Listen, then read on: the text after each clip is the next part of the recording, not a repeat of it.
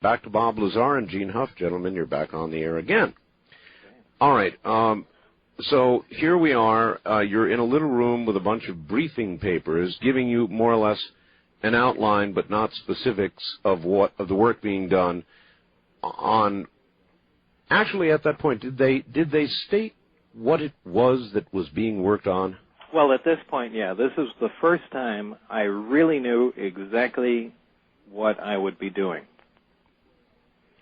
And this is where it was stated that the project was essentially that of back engineering an extraterrestrial craft. That must be quite a line to read. Well, it was, and it was also hard to believe, because certainly going into the project, I was basically a nuts and bolts guy and certainly didn't believe in UFOs and thought everyone was crazy that even considered the topic. I certainly believe that there was life elsewhere.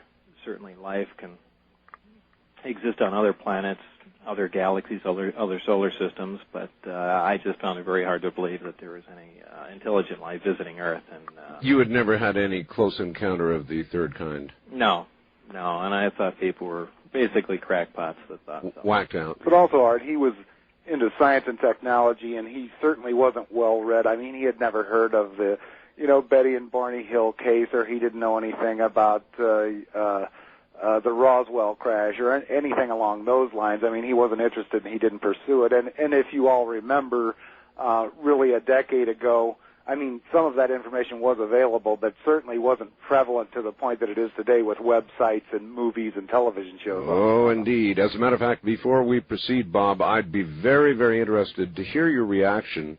I have interviewed now twice, very rare interviews, by the way, hours-long interviews, with Colonel Philip Corso. And I'm kind of interested to get your reaction to Colonel Corso's revelations about the back engineering and insertion into American industry he did of artifacts from the Roswell crash. Were you surprised to hear about that? This is the first I'm hearing about this. Is that right? What is all right. inserted into all right, American Philip J. Corso, Colonel. Believe it or not, I really am completely uninterested in the topic UFOs and never follow it at all. All right, well, I'm in the dark as follows.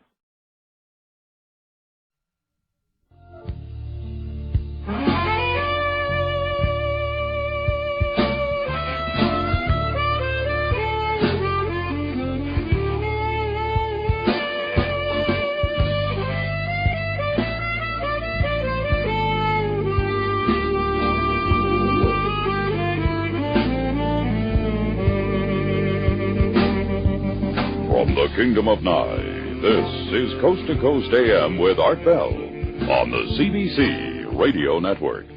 This is a man who was given the job. He's now 82 years of age, by the way.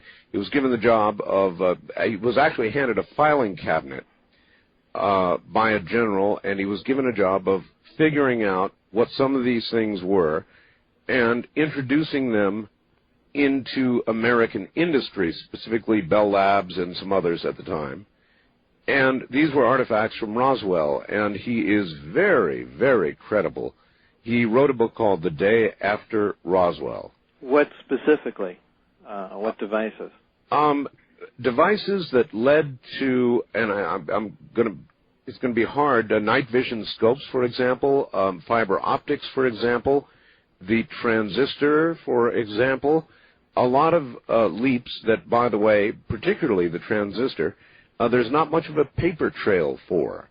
If you look back at the development in Bell Labs of the transistor, there's not a big paper trail. Yes, it arrived, but there's not a big paper trail about how it arrived. Well,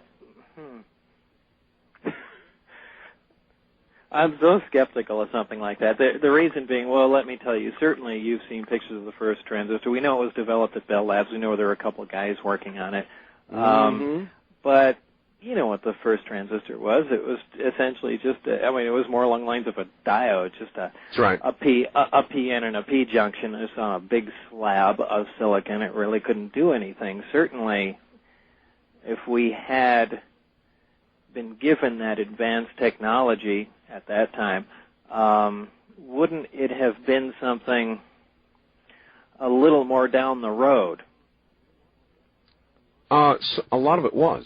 A lot of it they had no idea, and... well, is he saying that he worked with some of these guys, or hinted to them, or was this all a big conspiracy and everyone was... No, he was just a middleman, and his assignment was to take something that looked interesting and take it to American industry and try and determine the function and whether it could be duplicated or not. It's a long story, and I don't want to burden you with it, but... and also, Bob, he's highly qualified. I mean, this guy is I'm not, some place. I'm not immediately debunking him, but I'm, Sure. It's just my natural reaction to jump on that. But Art, he was an officer in the military and held some very lofty positions, right? Oh, absolutely. Well, I'd actually be interested to look at that. Art, I actually gave him UFO magazine so he could read about it, but he doesn't read about UFOs. So. I understand. It really is true.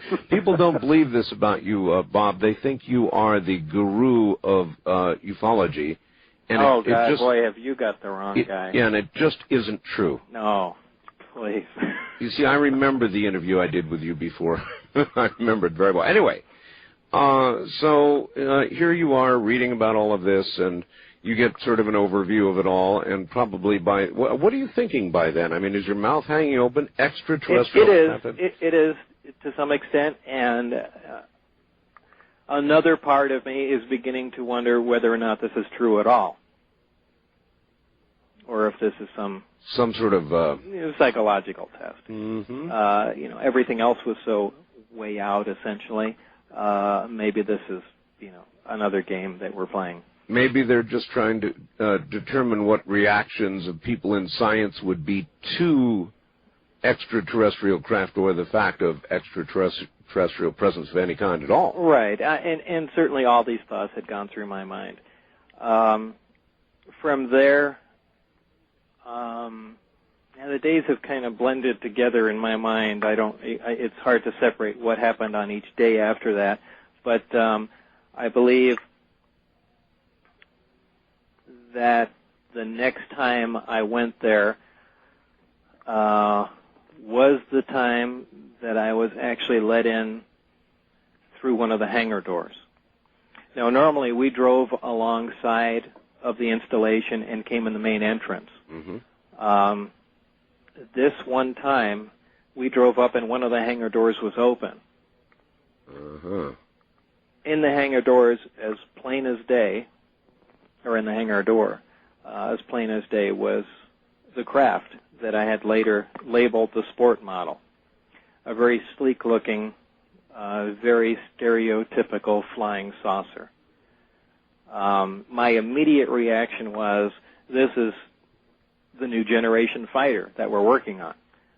For whatever reason, it's saucer-shaped, but immediately in my mind, I said, this explains all the UFO sightings throughout history. It's just been the development of this thing. Here it is. Right, here it is. This makes perfect sense. I've got a model 5 feet away from me here, a tester model, which I believe the Tester Corporation built based on your description. Right. It looked exactly like that. Is that what we're talking about, the exactly. sport model you call the sport model? Yeah, very sleek, sporty looking. Yeah, that's it exactly. I'll be damned. All right. So you drove by this thing. We actually stopped in front. In front. I was led out of the bus, the security guard first, then Dennis and myself.